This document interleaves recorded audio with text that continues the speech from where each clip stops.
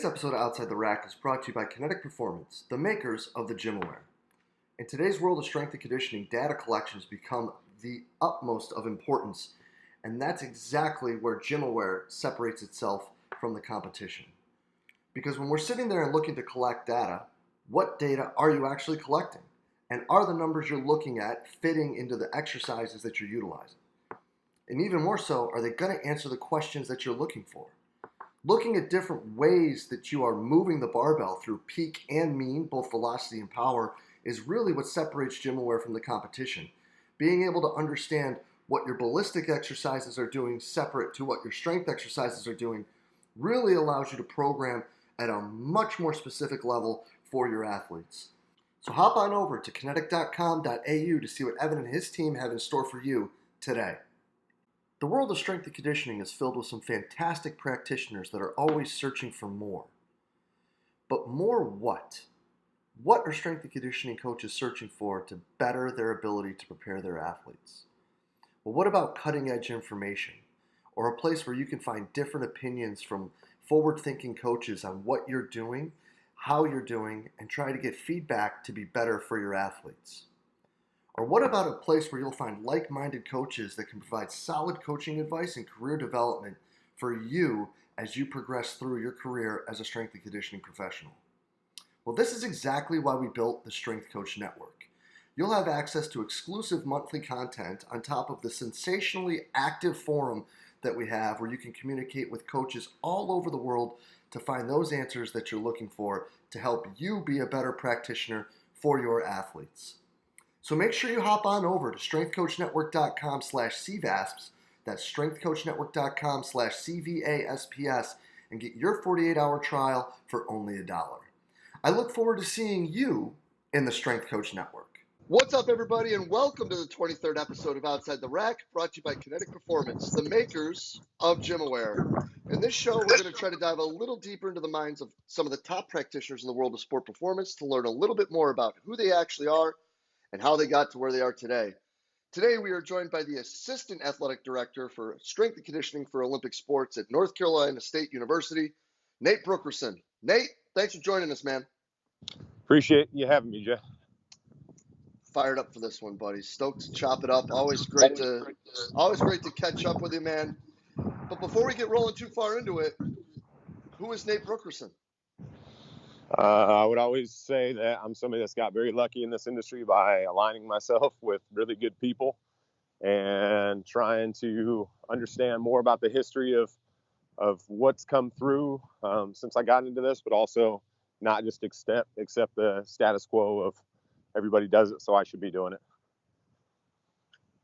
I dig that, man. I really do, because you've been a guy that has really been leading from the front when it comes to not just educating his staff and building a great program from the top down in Raleigh, but also a person who's contributed a ton when it comes to teaching and making coaches better from all around the country. So for that, I'm really grateful.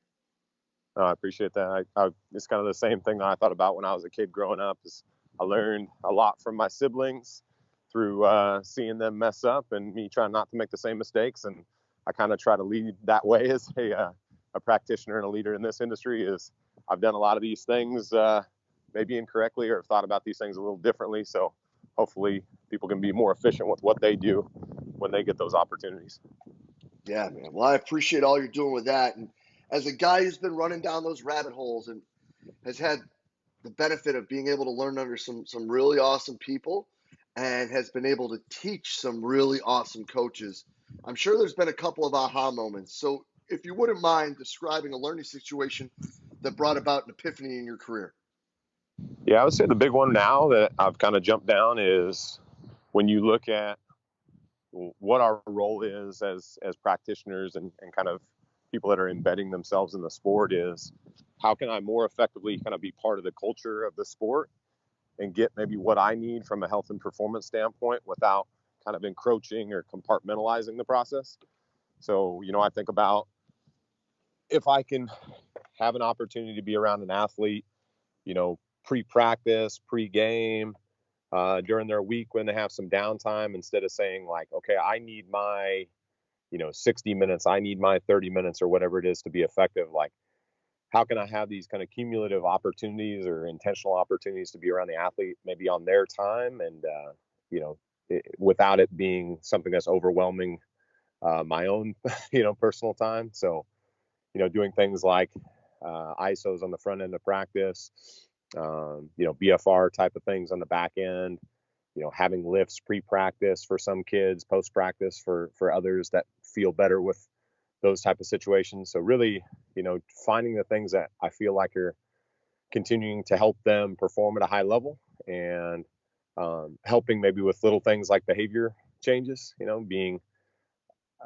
a voice in their ear to, okay, hey, we're going to get together 60 minutes before this practice. We're going to do the ISO work that we've typically been doing, but you're also going to take this collagen. We're going to talk about, where you're at from a pain perspective. And again, just being able to create those situations that are very intentional to drive, again, performance and health, without it just being like, okay, I didn't get my X amount of time, and so I can't operate at a high level.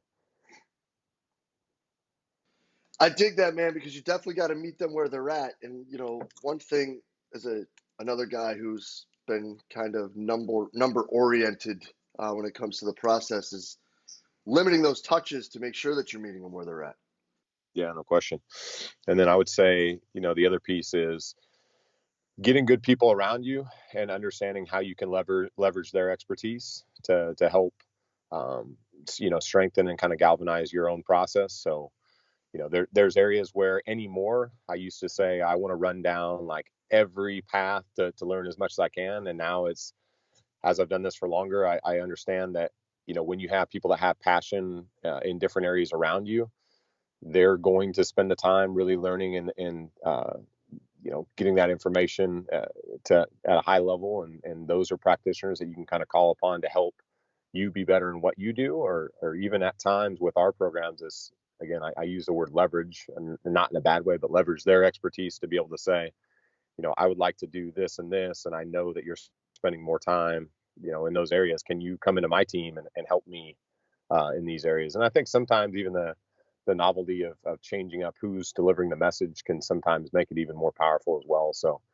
not having so much of an ego saying like, I have to control every element of everything around the athlete, more so saying, how can we call upon all this different expertise to do things at a higher level, more so than I would be able to do by myself.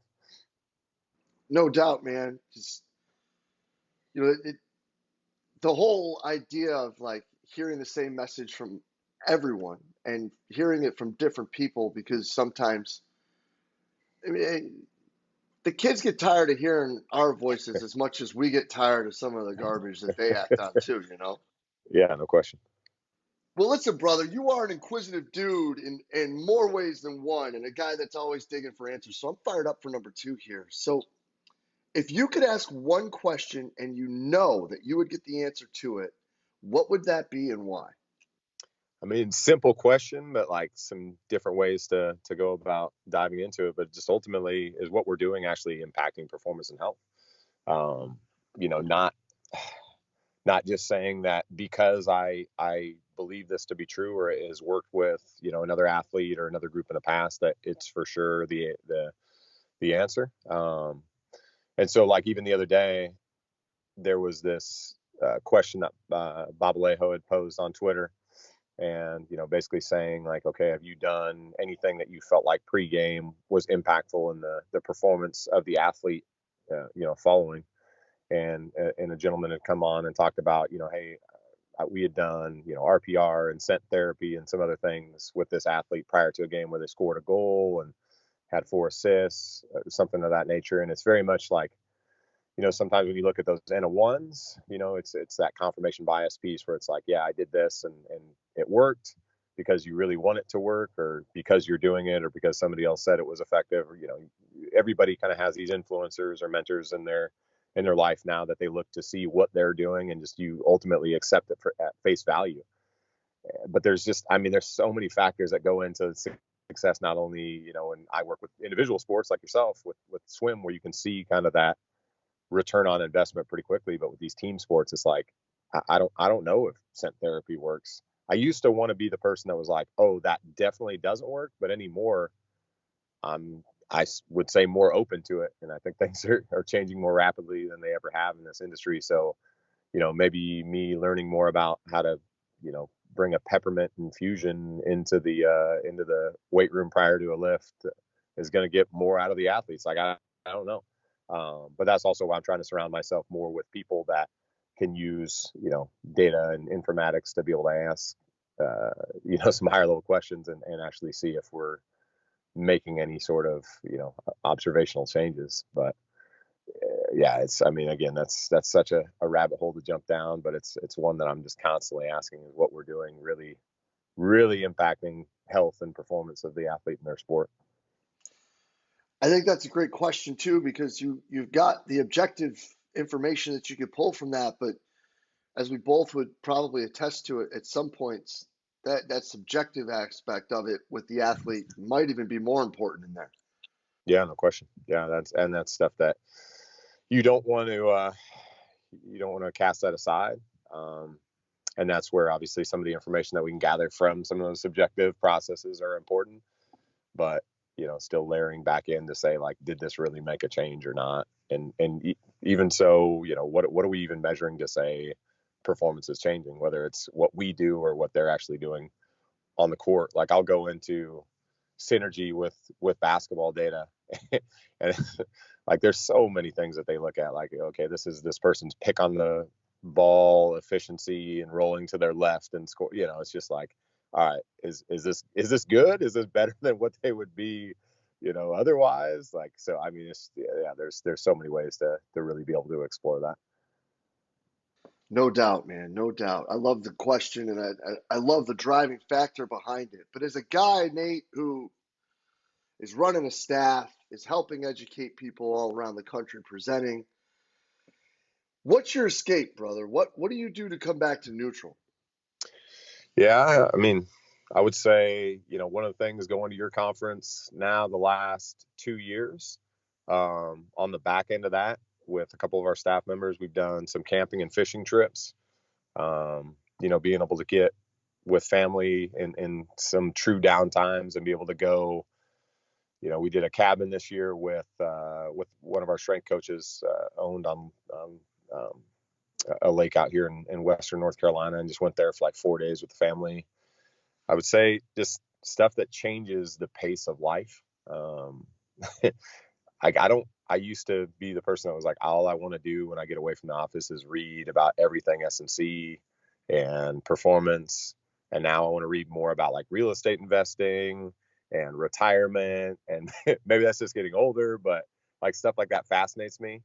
And, this concept of, early on in life, I was basically an English journalism major, and, reading about people in the Renaissance era where it's like they had such a variety of abilities and skill sets. And I'm like, man, I need to, like, I'm not getting any younger, and I'd like to learn more about things that are going to well round me. So, when I get those times where it's maybe not vacation or getaway, it's like I try to jump into books or other things that are not just S&C, and hopefully that brings back some like life experience and some perspective to this job that can even make me better at it, without, again, only, looking at strength and conditioning books and journal articles and things of that nature.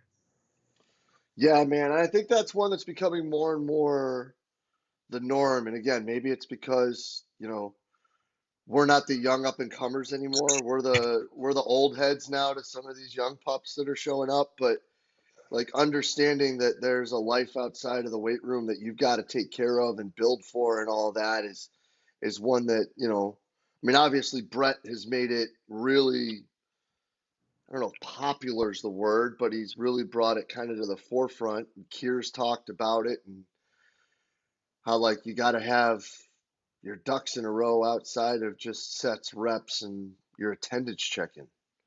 Yeah, no question. Yeah, if you wait until you have this time in your life to like really pay attention to it, right? Like, oh, once things slow down, or once I get to this position, and you're going to get to that point and be like, man, I missed out on a lot of opportunity of when I was younger and hungrier, where I maybe could have pursued some other knowledge and got better in some other areas. So by the time you actually have that opportunity, you're going to be so far behind that, yeah, you got to try to balance those things early on as much as possible. Yeah, you know, and on top of that, like, man, turning 40, like, I can't stay up till midnight, 1, 2 o'clock doing work anymore, dude. Like, I'm too old for that. Like, it Now, hurts, you know? there is too many, like, I'm too old for this moments. We played basketball last night. The managers jumped in the game. They're like, "Hey, can you come play?" Like, "Yeah, sure." And it was 9 o'clock at night, and we played an hour and a half, and I got done, and I'm barely being able to walk off the court at this point. It's like, yeah, this is this is what it feels like. This is what's happening. Yeah, so all you young pups listening, just know that AGE thing is going to get you at some point. And we all thought we were past it too, but it catches up. Yeah, no question. Nate, truly appreciate everything you're doing to help us all be better, brother. Truly appreciate your time today, man. And this is great. I can't thank you enough for joining us. No, thank you for everything you do, Jay, and appreciate all the great content that you put out. And, this is a lot of times I got a 25, 30-minute commute. This is how I spend my mornings, is listening to your stuff. So appreciate the opportunity to talk. I mean, that means the world to me, brother. Thank you so much. And we'll be in touch real soon, buddy. For sure. Yeah, man.